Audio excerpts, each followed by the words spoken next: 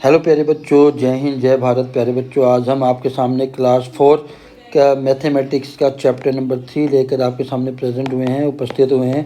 प्यारे बच्चों, इस चैप्टर का नाम है आ ट्रिप टू भोपाल। इस चैप्टर के अंदर हम डेली रूटीन से जुड़ी हुई जो हैबिट्स होती हैं हमारी, ठीक है, उससे जुड़ी हुई प्रॉब्लम्स देखेंगे। ठीक है, स्पेशली हम प्लस माइनस मल्टीप्लाई और डिवीजन जैसे कुछ ऑपरेशंस भी इसके अंदर देखेंगे। बट ये जो पूरा चैप्टर है वो डेली प्रैक्टिकल लाइफ से जुड़ा हुआ है। प्रैक्टिकल लाइफ में जो जो हम काम करते हैं, ठीक है, उसके अंदर सभी जगह मैथमेटिक्स का यूज़ होता है। ठीक है, चाहे आप सब्ज़ी खरीदने जाओ, ठीक है, चाहे आप कहीं बस में घूमने जाओ, या आप ट्रिप पर जाओ स्कूल के साथ, या घर की तरफ ट्रिप पे जाओ, हर जगह ही कैलकुलेशन होता है मैथमेटिक्स का। तो ये टोटली चैप्टर उसी बेस पर है। ठीक है, कि आपकी जो डेली रूटीन है उसमें से ही कुछ एग्जांपल्स को इस चैप्टर को समझाने के लिए लिया गया है, और साथ में हम कुछ इसमें वर्कशीट भी करेंगे। ठीक है, कुछ एक्स्ट्रा क्वेश्चन भी हम इसमें करने वाले हैं लास्ट में, ताकि पता लग जाए कि आपको कितना समझ में आया। So let us start. सबसे पहले आप ट्रिप टू भोपाल की बात हुई है। ठीक है, तो भोपाल के बारे में आपको पता होना चाहिए कि भोपाल क्या है, कैपिटल है किसकी, मध्य प्रदेश की।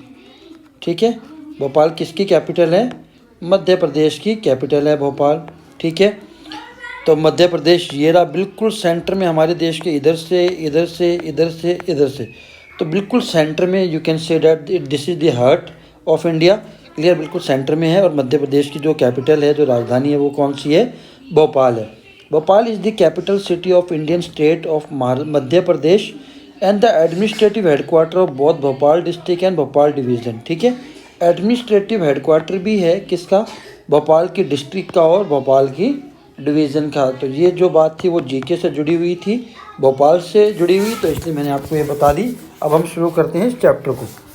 सबसे पहले बेसिक्स देख लेते हैं। क्या है कि टाइम की बात हो रही है, ट्रिप पर जाएंगे, कितना समय लगेगा। ठीक है, आप सभी को पता है कि कितना टाइम लगेगा जाने में आने में। तो बेसिकली कि टाइम कहते किसे हैं, आपको ये पता होना चाहिए। जनरली हमें ये पता होता है कि टाइम क्या है, घड़ी से देखा, बता दिया, ठीक है, बिल्कुल सही है।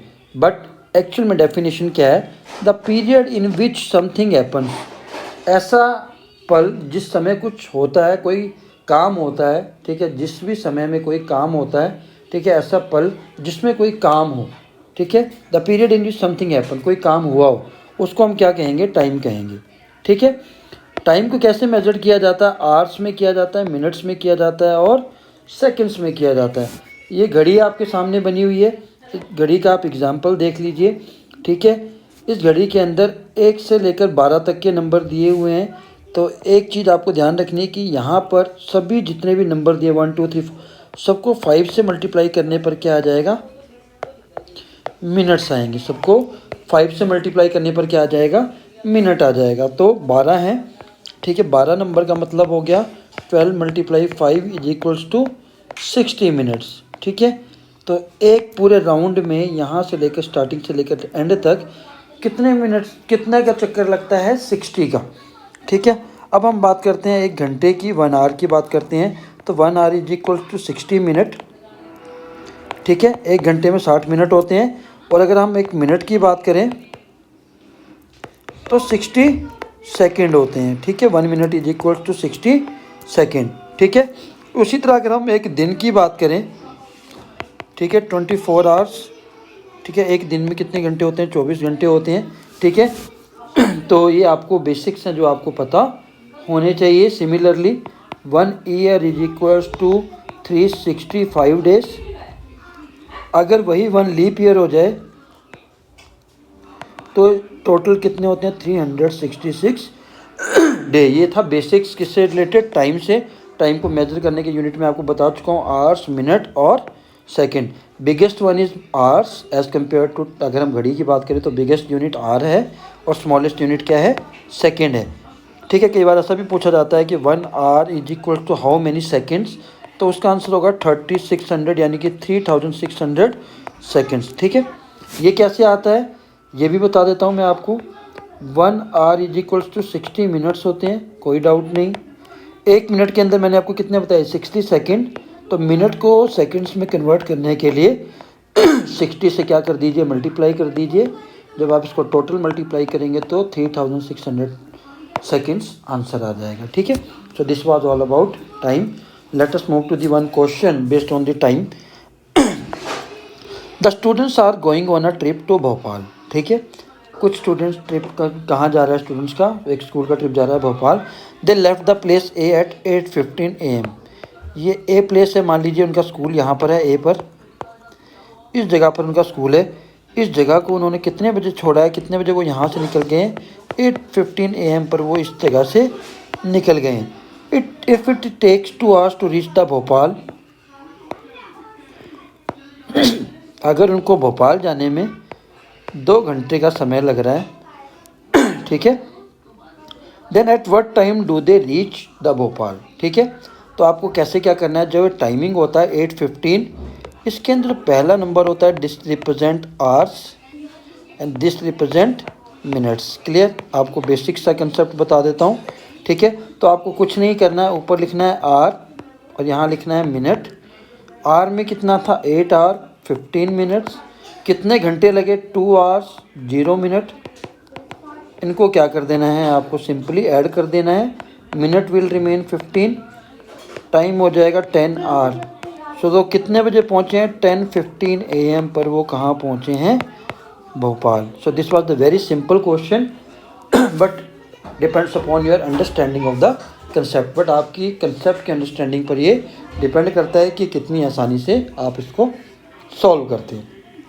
ठीक है, अब हम बात करेंगे, अगर हम किसी जगह जा रहे हैं, मान लीजिए मैंने पिछले क्वेश्चन में बताया था कि ए पॉइंट पर स्कूल है। ठीक है, ये स्कूल है, बी पर क्या है, भोपाल है। ठीक है, हमने टाइम की तो बात कर ली थी कि 2 घंटे लगे हैं। ठीक है, बट ये जो बीच की जो दूरी है, जो ये लेंथ है, द लेंथ बिटवीन 2 पॉइंट्स, मतलब स्कूल और भोपाल के बीच की जो लेंथ है, इसको हम क्या कहेंगे, डिस्टेंस। ये आपको ध्यान रखना है, बेसिक्स है।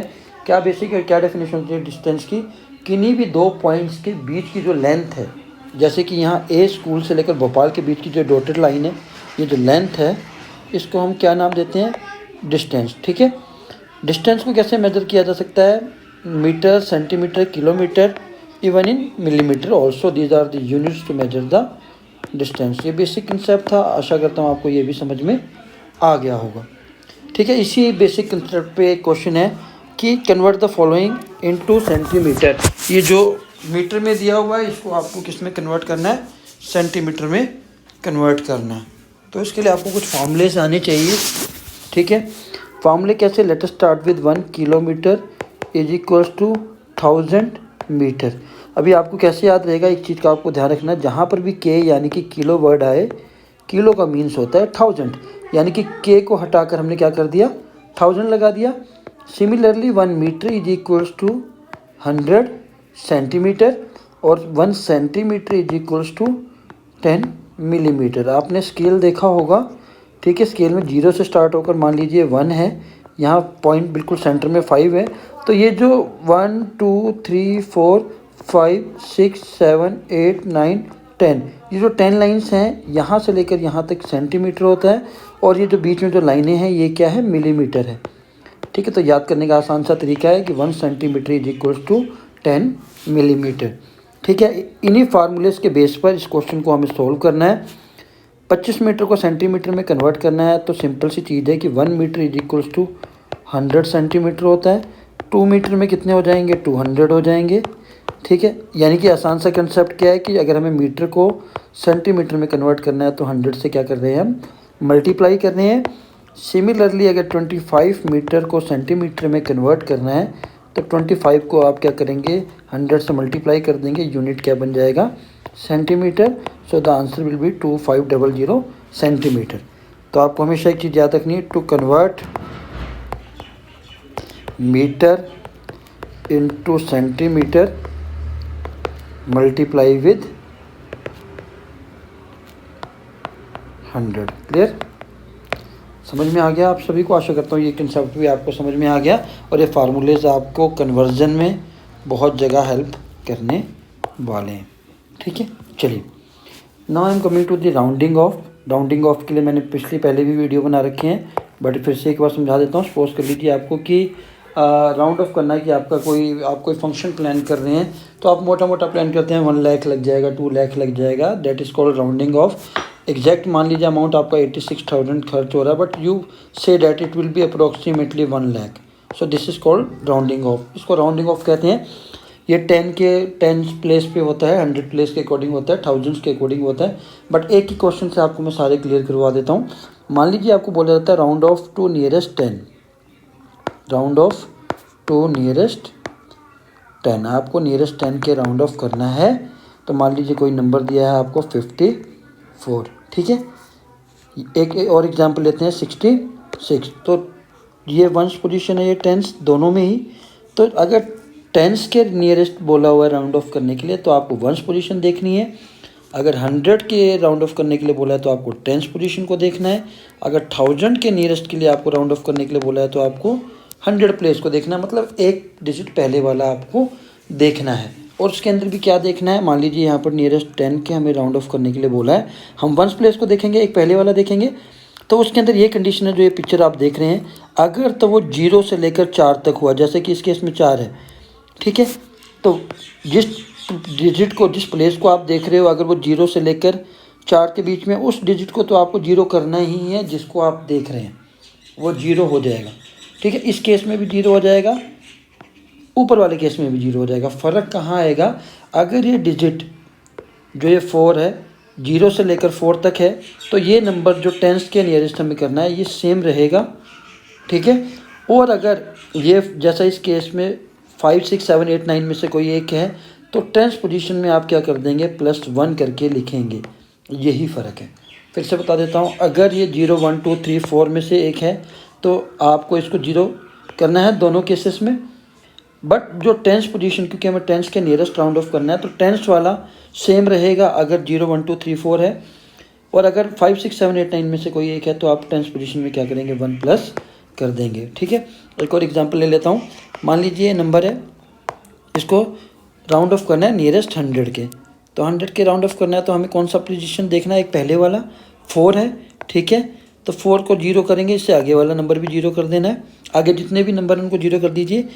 अगर 0, 1, 2, 3, 4 है, तो इस नंबर में कोई भी चेंज नहीं होगा।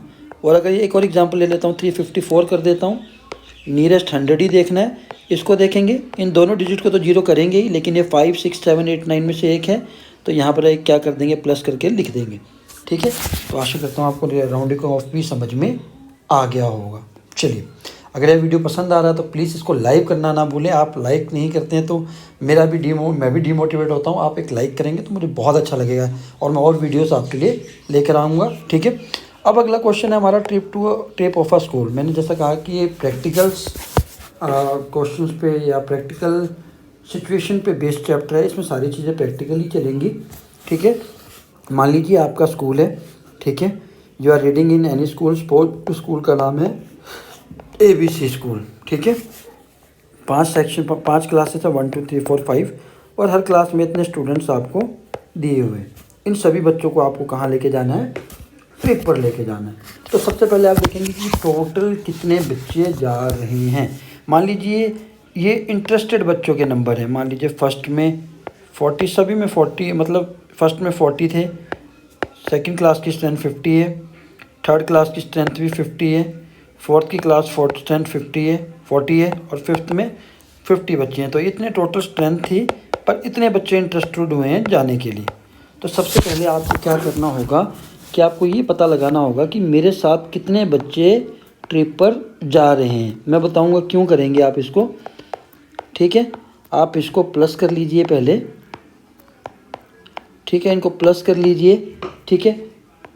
टोटल निकाल लीजिए, टोटल स्टूडेंट्स आपके साथ ट्रिप पर कितने जा रहे हैं, मैं बताता हूँ बाद में। 2 + 8 10, 10 + 5 15, 15 का 5 यहाँ, 1 यहाँ, 4 4 4 8 12 15 4 195 स्टूडेंट्स आपके साथ ट्रिप पर जा रहे हैं। 8 10 5 15, 1 4 4 8 12 3 15 4 19 15 4 19, ठीक है। इसलिए हमने ये पता किया क्योंकि इन्हीं स्ट्रेंथ के अकॉर्डिंग जितने बच्चे आपके साथ जा रहे हैं, इसी स्ट्रेंथ को देखते हुए आप क्या बुक करेंगे, क्या अरेंज करेंगे, बसेस की कितनी बसेस आपको ट्रिप के लिए चाहिए, ठीक है, इसीलिए आपको स्ट्रेंथ चाहिए होगी। तो आपने सबसे पहले क्या करना है, स्ट्रेंथ निकाल ली कि टोटल हमारे पास इतने बच्चे जा रहे हैं, ठीक है। इसी स्ट्रेंथ के अकॉर्डिंग आपका जो बस का किराया है वो भी डिसाइड होगा, ठीक है। कम बच्चे जा रहे हैं तो हर बच्चे को ज़्यादा पे करना पड़ेगा, और अगर ज़्यादा बच्चे जा रहे हैं तो पर स्टूडेंट जो ट्रिप का कॉस्ट होगा वो कम हो जाएगा। इसलिए हमें सबसे पहला काम क्या करना है, टोटल स्टूडेंट्स फाइंड आउट करने हैं, ठीक है। इसी चैप्टर के बेस पे, इसी क्वेश्चन के बेस पे टोटल स्टूडेंट हमारे आए थे 195, ठीक है। अब आपको पता लग गया कि टोटल 195 स्टूडेंट जा रहे हैं। आप जाते हैं बस वालों के पास कि हमें इतने बच्चों को लेकर जाना है। तो जो बस के जो ड्राइवर है या जिनकी ये बस है वो कहते हैं कि एक बस के अंदर 30 स्टूडेंट को हम लेकर जा सकते हैं। तो आपका अगला काम क्या होता है, पहले आपने प्लस कर लिया, ठीक है। तो आपने शेयर करना है 195 स्टूडेंट्स को बसेस में शेयर करना है, यानी कि क्या करना है, डिवाइड करना है, ठीक है। तो डिवाइड करने का आसान सा तरीका है, आप 195 को 30 से डिवाइड कर दीजिए, ठीक है। 13 6 180 माइनस कर दीजिए, 15 स्टूडेंट्स क्या रह जाएंगे, रिमाइंडर रह जाएंगे, ठीक है। तो इन 15 के लिए ये 6 बस होगी, प्लस इन 15 को आप छोड़ के जा नहीं सकते क्योंकि ये भी जाएंगे, तो इनके लिए एक बस और आपको अरेंज करनी पड़ेगी। तो टोटल 7 बस आपको लेकर जानी पड़ेगी या अरेंज करनी पड़ेगी। दूसरा तरीका क्या है, अब 195 में से 30 को माइनस करते चले जाइए, ठीक है। 165, फिर माइनस कर दीजिए 135, फिर माइनस कर दीजिए 105, फिर माइनस कर दीजिए 75, फिर माइनस कर दीजिए 45, फिर माइनस कर दीजिए 15। तो कितने स्टेप हो गए, 1 2 3 4 5 6, और ये जो 15 बच गए इनके लिए एक बस और, तो 6 + 1 7 स्टूडेंट। तो जब भी ऐसा क्वेश्चन आता है तो आपको जो स्टूडेंट्स रिमाइंडर में बचेंगे उनके लिए आपको एक बस और प्लस करके टोटल आंसर लिखना है। और यहाँ पर आप अप्रोक्सीमेटली वर्ड यूज़ नहीं करेंगे क्योंकि आपको सभी को लेके जाना है। तो टोटल 7 बसेस की आपको ज़रूरत होती है, ठीक है। तो इस चीज़ का आपको ध्यान रखना है कि कितने बच्चे जा रहे हैं, पहले टोटल कर लीजिए, फिर जितनी बस की स्ट्रेंथ दी है उसको दो तरीके से आप रिपीटेड सब्ट्रैक्शन कर लीजिए या डिवाइड कर लीजिए, क्योंकि डिवाइड को ही हम क्या कहते हैं, रिपीटेड सब्ट्रैक्शन भी हम डिवाइड को कहते हैं। तो दोनों ही तरीके से आपका आंसर आ जाएगा। आशा करता हूँ क्वेश्चन भी आपको समझ में आ गया होगा। चलिए एक और प्रैक्टिकल क्वेश्चन है, ठीक है। आप सभी जब आप ट्रिप जा रहे हैं, बस जा रही है साथ में, ठीक है, तो बस की सबसे बेसिक ज़रूरत क्या है, ड्राइवर होना चाहिए, ठीक है। दूसरी बेसिक क्या है, उसमें पेट्रोल होना चाहिए, पेट्रोल या डीजल जिसकी भी वो गाड़ी होगी वो होना चाहिए। तो ड्राइवर सबसे पहले क्या करेगा, अगर उसको पता है कि हमें इतना दूर जाना है तो वो सबसे पहले पेट्रोल डलवाएगा, ठीक है। तो कितना पेट्रोल लगेगा उस बस में, उसको डिस्टेंस के अकॉर्डिंग वो भी देखना पड़ेगा। तो यहाँ पर इन्होंने क्वेश्चन पूछा है, look in the picture and find the price of 1 litre of diesel. ये डीजल की है तो डीजल का प्राइस पूछा है। तो यहाँ पर देखिए एक पेट्रोल का जो ये है ना, आपने देखा होगा जब पेट्रोल जिस टंकी से भरा जाता है उसके अंदर ये कुछ ऐसा लिखा हुआ रहता है। तो यहाँ पर लिखा है लीटर्स, कितने लीटर पेट्रोल भरवाया बस वाले ने, 100 लीटर, ठीक है। और जो नीचे है वो रुपीस यानी RS मतलब रुपीस, कितने का पड़ा है, 3500 रुपये का पड़ा है, ठीक है। इसको देखते हुए आपको बताना है कि 1 लीटर की कॉस्ट कितनी है। अगर 100 लीटर भरवाया है और 3500 रुपीज़ का पड़ा है तो आपको क्या करना है, 100 से 3500 को डिवाइड कर देना है। एक और आसान तरीका बताता हूँ डिवाइड करने का, अगर लास्ट में 0 0 हैं आप उसको ऐसे भी डिवाइड कर सकते हैं, ठीक है। जितनी 0 लास्ट में है कॉमन, मतलब ऊपर भी 2 हैं नीचे भी 2 हैं, तो आप इसको आसानी से क्रॉस कर दीजिए ऐसे, ये भी डिवाइड होगा। तो आंसर क्या आ जाएगा, 35, ठीक है। 1 लीटर की जो कॉस्ट है वो कितनी है, 35। अब आपने 100 भरवाया है, 100 लीटर भरवाया है, तो 35 को 100 से मल्टीप्लाई करेंगे तो 3500 ही आ जाएगा। दूसरा तरीका क्या है कि 100 को आप किस नंबर से मल्टीप्लाई करेंगे कि 3500 आ जाएगा। ऑब्वियसली 2 0 हैं तो आप 35 से ही मल्टीप्लाई करेंगे, तब भी 1 लीटर की कॉस्ट कितनी आ गई, 35 आ गई। तो आपको जब भी बहुत ज़्यादा लीटर पेट्रोल दिया है, उसकी कॉस्ट दी है, आपको 1 लीटर की निकालनी है, तो आप डिवाइड कर देंगे उन दोनों की कॉस्ट को, तो आपका आंसर आ जाएगा। ठीक है, चलिए अब हम चलते हैं एक और प्रैक्टिकल क्वेश्चन पर। ठीक है, अब ये प्रैक्टिकल क्वेश्चन क्या है, if two students choose paddle boat. आप घूमने चले गए, आप घूमने गए हैं तो बोटिंग के लिए भी जाएंगे। अगर वहाँ पर कोई लेक आती है, तो अगर आप कहीं लेक के आसपास गए हैं तो वहाँ पर बोटिंग के लिए कुछ चार्जेस लगे रहते हैं कि कितने मिनट के लिए आपको किस बोट के कितने पैसे देने हैं। ठीक है, अगर आपको खुद मेहनत करनी पड़े, हाथ से चलाना पड़े, तो ऑब्वियस है उस बोट का कॉस्ट कम होगा क्योंकि इसमें आपकी मेहनत लगेगी।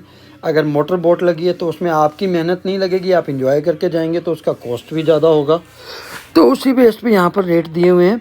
डबल डेकर का जो बोट का जो टिकट की प्राइस है वो कितनी, 30 रुपीज़ है। कितने मिनट के लिए, 45 मिनट के लिए। सिमिलरली पैडल बोट 15 रुपये लगेंगे 30 मिनट की, क्योंकि मेहनत करनी है आपको। मोटर बोट 25 रुपये लगेंगे 20 मिनट के, और बोट विद ओर्स ₹15 लगेंगे 45 मिनट के। इस टेबल को ध्यान में रखते हुए जो ये दो क्वेश्चन पूछे हमें इनके आंसर देने हैं। तो पहला क्वेश्चन क्या है, if two students choose paddle boat. अगर दो स्टूडेंट पैडल बोट चूज़ करते हैं कि हम पैडल बोट में जाएंगे, then what is the total price paid by the student. Paddle boat का जो कॉस्ट है ₹15 है। ठीक है, ठीक, एक बोट का जो कॉस्ट है रुपीज़ कितना है, 15 है। ठीक है, अब यहाँ से दो आंसर निकल सकते हैं। पहली चीज़, पैडल बोट में अगर दो लोगों को भेज रहे हैं, ठीक है, तो आंसर 15 रुपीज़ ही रहेगा। ठीक है, अगर आप जा रहे हैं, क्योंकि यहाँ पर टिकट का प्राइस एक है तो एक पर टिकट है। अगर एक टिकट का प्राइस है, अगर बोट का प्राइस 15 है तो 15 रहेगा, लेकिन यहाँ एक टिकट का प्राइस है, इसीलिए अगर 2 पर्सन जा रहे हैं, एक पर्सन का 15 रुपये हो गया तो दो का कितना हो जाएगा, 15 × 2 कितना हो जाएगा, ₹13। ये रुपीज़ का साइन है, इस चीज़ को आपको ध्यान रखना है। अब हम रुपीज़ का साइन अगर हिंदी में लिखेंगे तो आगे लिखेंगे नंबर के, और अगर इंग्लिश में लिखेंगे तो पीछे लिखा जाता है। ठीक है, रुपीज़। ठीक, तो अगर दो लोग जा रहे हैं तो 30 रुपीज़ लगेंगे। अगर 3 जाएंगे तो 15 को 3 से मल्टीप्लाई कर दीजिए, 45 रुपीज़। ठीक है, क्योंकि पर टिकट का प्राइस है, जितने लोग हैं हर पर्सन की एक टिकट लगेगी। Next question, 5 of the students choose a double decker boat. Double decker का कॉस्ट है ₹30। What is the total trip time spend by them. ठीक है, 5 of the student choose a double decker. 5 जो student है वो क्या choose करते हैं, डबल डेकर। ठीक है, ठीक, what is the total trip time spend by them. देखिए, अगर वो एक ही डबल डेकर बोट में जा रहे हैं, ठीक है, तो उनका टाइम सेम ही रहेगा, 45 मिनट ही रहेगा। अगर वो एक ही बोट में जा रहे हैं, क्यों, इससे डबल डेकर है तो 5 स्टूडेंट जा सकते हैं, तो एक साथ जाएंगे तो एक साथ ही काउंटिंग स्टार्ट होगी 45 मिनट की, तो आंसर 45 मिनट ही आएगा। सपोज करिए अगर वो पांचों अलग अलग डबल डेकर में जा रहे हैं, तो आपको 45 को 5 से मल्टीप्लाई कर देना है। 5 5 = 25, 2 5 2 = 25 4 = 20, 220 मिनट्स टोटल ट्रिप का टाइम होगा। अगर एक ही बोट पे जा रहे हैं तो टाइम 45 मिनट ही रहेगा, क्योंकि बोट का टाइमिंग एक साथ बैठेंगे, एक साथ शुरू हो जाएगा और एक साथ ही उनका टाइम ख़त्म होगा। अगर 5 अलग अलग डबल डेकर पे जा रहे हैं तो मल्टीप्लाई होगा, बट स्कूल के बच्चे एक साथ ही जाएंगे तो टाइम आप मान के चलिए 45 मिनट ही रहेगा। इस चीज़ का आपको बहुत ध्यान रखना है। चलिए अब हम चलते हैं वर्कशीट पे। चैप्टर ख़त्म हो गया है, वर्कशीट बहुत ईजी है, ठीक है, ताकि आपकी प्रैक्टिस हो जाए। प्लस माइनस मैंने आपको कहा था कि प्लस माइनस करेंगे, तो ऐसा आसान सी चीज़ है। ये पहला क्वेश्चन है, इसमें क्या प्लस करेंगे कि सेम नंबर आ जाए। तो किसी भी नंबर को सेम लाने के लिए उसमें हमेशा क्या प्लस करना पड़ता है, 0। ठीक है, 4 2 5 6 यहाँ पर भी सेम आया तो यहाँ भी 0। यहाँ पर 0 में कोई भी नंबर प्लस किया जाता है तो सेम नंबर आ जाता है। किसी नंबर को अगर 0 लेकर आना है तो उसको 0 से मल्टीप्लाई कर दीजिए। ठीक है, किसी भी नंबर को अगर 1 से मल्टीप्लाई करेंगे तो नंबर सेम आ जाएगा। किसी भी नंबर को अगर सेम नंबर में से सब्ट्रैक्ट करेंगे तभी 0 आएगा। जैसे 4 - 4 कर दिया तो 0।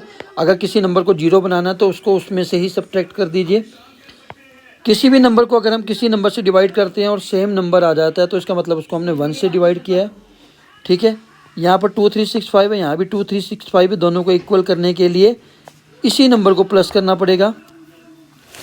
प्रोडक्ट विदाउट मल्टीप्लिकेशन, जब भी आप मल्टीप्लाई कर रहे हैं जीरो वाली टर्म से तो नंबर जो पहले लिखा है उसको सेम लिख दीजिए।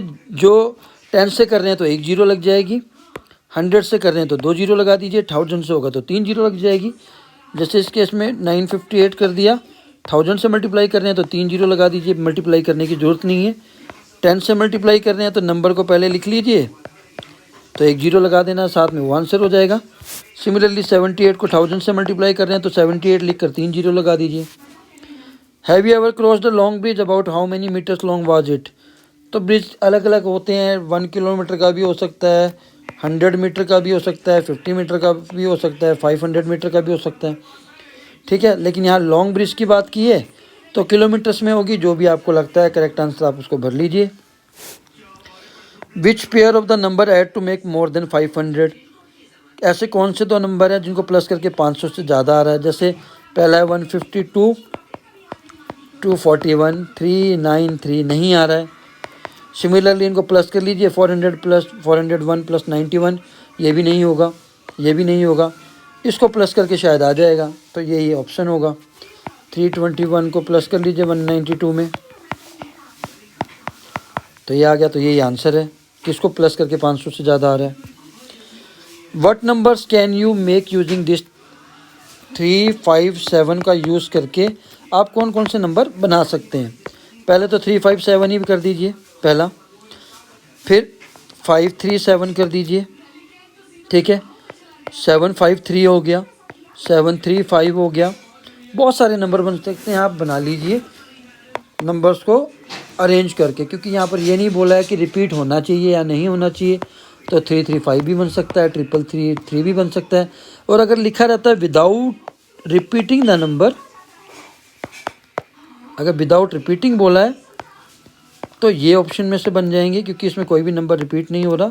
और अगर ऐसा कुछ नहीं दिया है कि रिपीट नहीं होना चाहिए तो आप कुछ भी बना सकते हैं। 555 बना दीजिए, 777 बना दीजिए, 557 बना दीजिए, तो डिपेंड करता है कि क्वेश्चन कैसा बोला हुआ है। तो प्यारे बच्चों, ये था पूरा चैप्टर। आशा करता हूँ आपको समझ में आया होगा और बहुत इजी चैप्टर है। और आपको कुछ भी डाउट हो तो आप कमेंट बॉक्स में डाल दीजिए, मैं क्लियर करने की जरूर कोशिश करूँगा। आज के लिए इतना ही। अगर अभी तक आपने हमारे चैनल को सब्सक्राइब नहीं किया तो प्लीज़ इसको सब्सक्राइब कर लीजिए। जय हिंद, जय भारत।